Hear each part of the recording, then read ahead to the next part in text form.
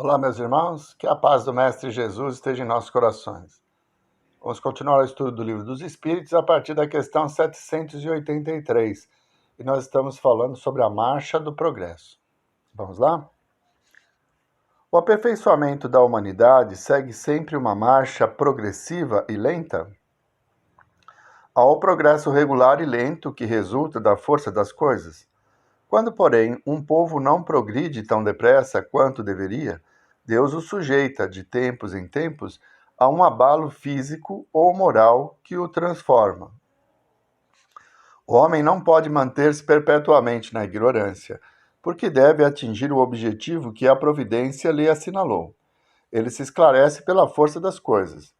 As revoluções morais, como as revoluções sociais, se infiltram nas ideias pouco a pouco, germinam durante séculos e depois irrompem subitamente, fazendo desabar o carcomido edifício do passado, que deixou de se harmonizar com as necessidades novas e com as novas aspirações. O homem geralmente não percebe, nessas comoções, senão a desordem e a confusão momentâneas que o ferem nos seus interesses materiais. Aquele que eleva o pensamento acima da sua própria personalidade admira os desígnios da providência, que do mal faz sair o bem. É a tempestade e o furacão que saneiam a atmosfera depois de a ter agitado com violência. Muito bem. O progresso é gradativo e individual. Cada um de nós vai aprendendo à medida em que vai resgatando os erros do passado pelas provas, pelas expiações. Mas ninguém aprende sem professores, então a sociedade humana recebe missionários, espíritos missionários, que vêm nos ajudar a evoluir. Então nós temos isso com Moisés, com Jesus, né? A grande revolução trazida por Jesus na atividade moral, a ponto de separar o tempo entre antes e depois dele. Mais tarde, a própria terceira revelação, que vem com o Espiritismo, também traz uma revolução, a imortalidade, a ausência do inferno, do céu. Tudo isso são auxílios que a misericórdia do Pai nos traz para que nós deixemos de ser ignorantes de uma forma mais acentuada. Precisamos de professores que nos ensinem. Então, o progresso é ininterrupto. Todos nós vamos vivenciando experiências que vão nos levando a nos tornarmos pessoas melhores. Mas, de vez em quando necessário, o Pai oferece transformações mais diretas, né? As grandes revoluções que vêm modificar a forma de agir do ser. Então, temos a Revolução Francesa, a Revolução Industrial e tantas outras que influenciaram diretamente na velocidade de evolução da sociedade humana. 784. A perversidade do homem é imensa. Pelo menos do ponto de vista moral, não parece que ele recua ao invés de avançar? Enganaste. Observa bem o conjunto e verás que ele avança, pois melhor compreende o que é mal, e dia a dia vai corrigindo os abusos. É preciso que o mal chegue ao excesso, para tornar compreensível a necessidade do bem e das reformas. Naturalmente, se nós olharmos a sociedade hoje, nós ainda vamos ver o quanto precisamos evoluir. Mas se olharmos para trás, vamos verificar o quanto já evoluímos. Antigamente era natural que um povo invadisse o outro pela guerra e escravizasse todos os seus habitantes, matasse mulheres e crianças, né, para exterminar a possibilidade de alguém vir se vingar.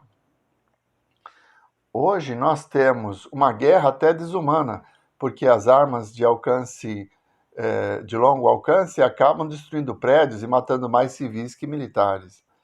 No entanto, ainda existe já existe a indignação das pessoas diante de atos hediondos. Então, o duelo, que era normal, defender a honra tirando a vida de alguém, é crime.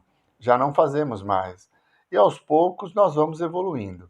Mas para enxergarmos o tamanho do progresso da atualidade, é preciso olhar para trás, porque o nosso caminho à perfeição ainda é muito longo. e temos muito a aprender. 785. Qual o maior obstáculo ao progresso? O orgulho e o egoísmo.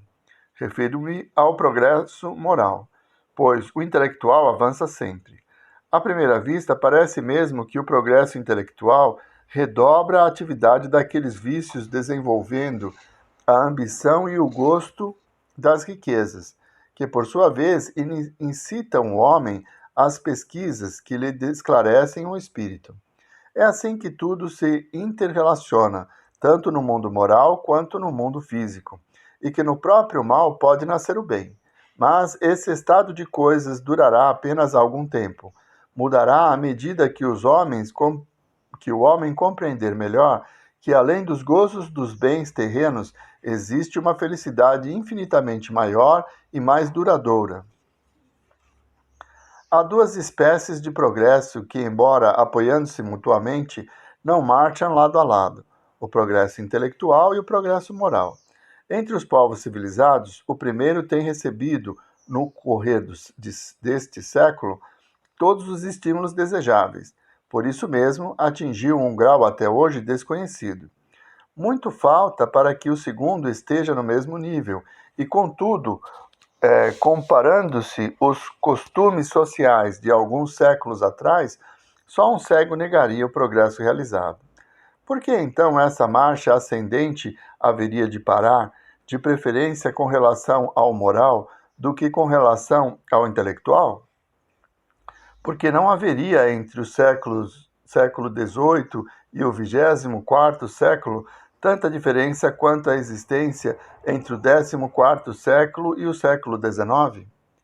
Duvidar disso seria pretender que a humanidade está no apogeu da perfeição, o que seria absurdo, ou que ela não é perfectível moralmente, o que a experiência desmente. Muito bem. A questão fala sobre obstáculos. O grande obstáculo para a evolução moral são as paixões. O que nos impede de seguirmos o sermão da montanha, né? De sermos mansos, pacíficos, de sermos misericordiosos, de sermos humildes, é o nosso orgulho. Então, o orgulho e o egoísmo são as grandes chagas da humanidade, e nesse estágio evolutivo elas ainda nos dominam.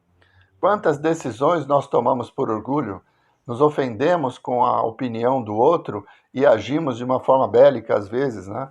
Gritando ou discutindo para defender o nosso ponto de vista, porque não aceitamos que o outro pode ter razão. Então a evolução moral ela está vinculada ao orgulho. A receita da felicidade trazida pelo Evangelho, principalmente no Sermão da Montanha, são desafios que nós precisamos vencer. E todos eles estão voltados à vitória sobre nós mesmos. Nós precisamos vencer o nosso orgulho, precisamos vencer nossa vaidade, nosso egoísmo, para que, praticando o Evangelho, evoluamos moralmente. Tecnologicamente, a mudança é muito grande, né? A comparação que Kardec faz entre os séculos passados até o século XIX, que foi quando foi publicado o Livro dos Espíritos,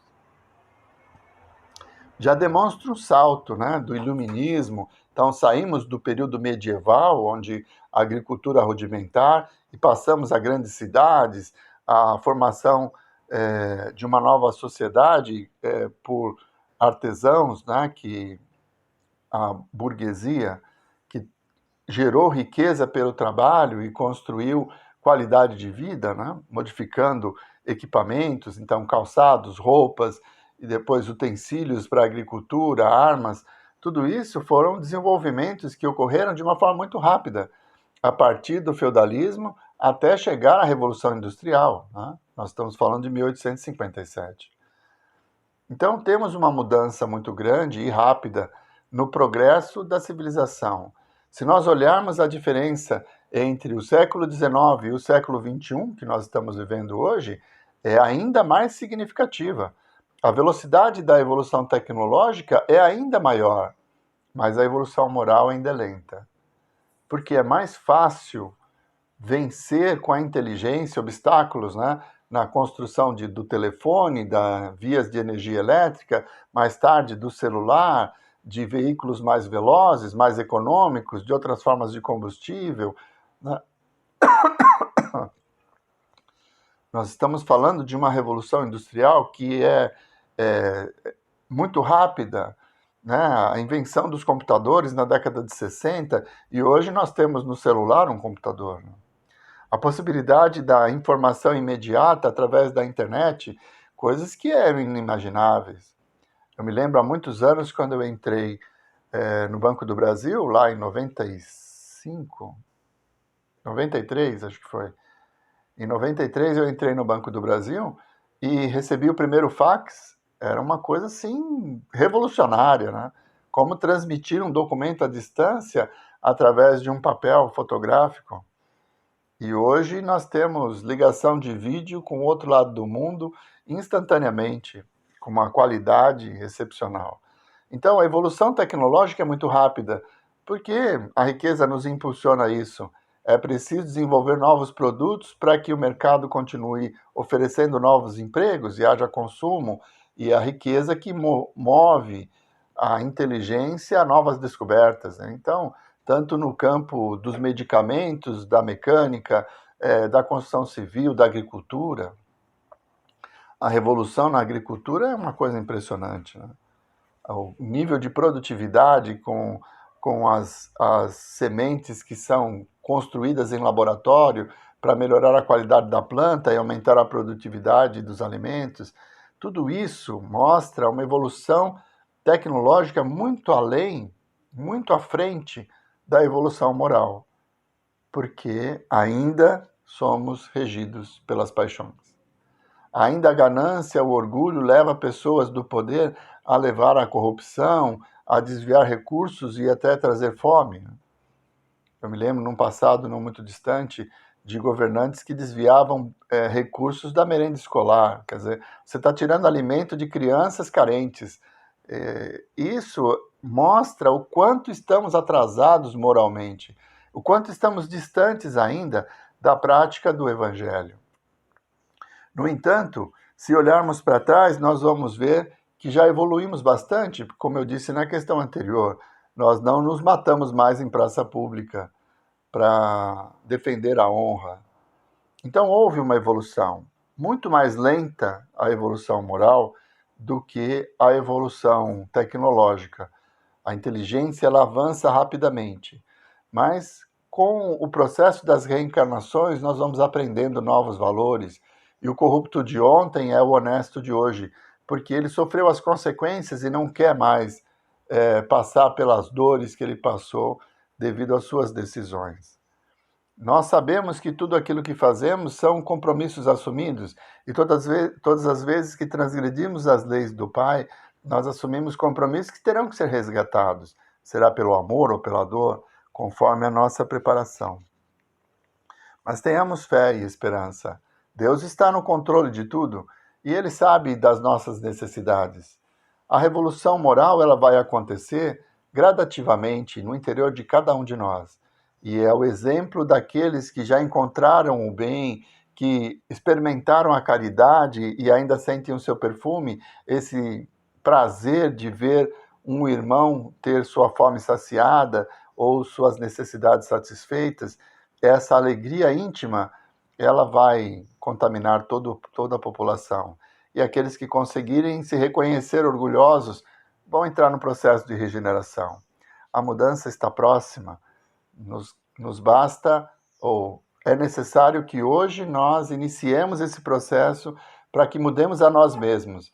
E aos poucos mudaremos, ou todos mudando, mudaremos o nosso mundo também. Vamos parando por aqui. Na semana que vem falaremos sobre povos degenerados, questão 786. Vamos à nossa prece? Amigo Jesus, nós vos agradecemos, Senhor, por mais esses momentos em que pudemos estar convosco, aprendendo um pouco mais sobre o mundo, sobre o nosso futuro.